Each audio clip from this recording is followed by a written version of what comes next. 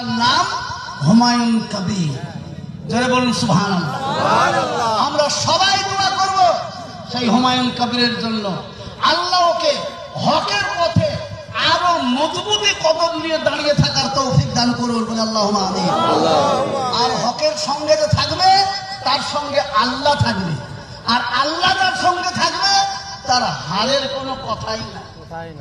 আলহামদুলিল্লাহ। সেই জন্য আমি আপনাদেরকে বলছি, এখন বেলডাঙ্গা, জলিলিয়া, সুরুলিয়া, অমরপুর, রেজিনগর, কুলবেড়ি, কাশীপুর যত মাদ্রাসা আছে, 2-4 জন শিক্ষক বাদ দিয়ে সমস্ত শিক্ষকরা আমাদের ছাত্র, না হয় ছাত্রর ছাত্র। আমরা মুরব্বী, দেখতে লাগছে সব পাকে নিবা।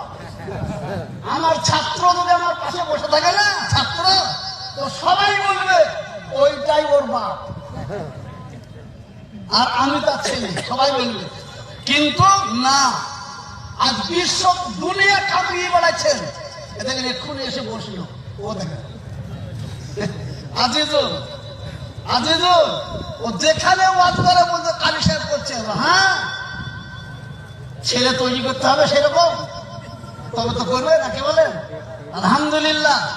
তো আজকে অমরপুর বলুন, জানপুর, রেজিনগর বলুন, তেঘরি, নাদিরপুর, কাশীপুর বলুন, এদিকে সুরুলিয়া, জলিলিয়া, ওই সারগাছি, বহরমপুর, মানে কত মাদ্রাসা আছে এক কথায়, সমস্ত মাদ্রাসা আলহামদুলিল্লাহ আমাদের এই অধমদের হাতেই চলছে ইনশাআল্লাহ।